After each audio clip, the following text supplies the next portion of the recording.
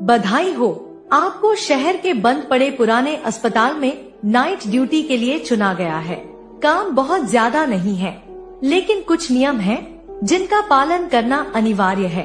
नियम 1, आपकी ड्यूटी का समय रात 9 बजे से सुबह 3 बजे तक होगा। पूरे अस्पताल में सिर्फ आप होंगे। अगर आपको कोई नर्स या डॉक्टर घूमते हुए दिखे, याद रखें यहाँ कोई और नहीं है।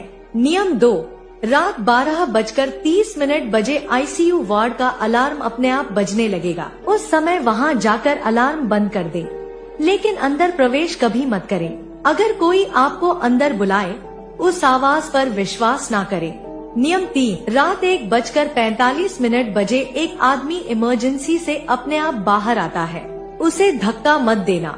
बस आंखें बंद करके किसी कोने में खड़े रहना जब तक वो चला न जाए।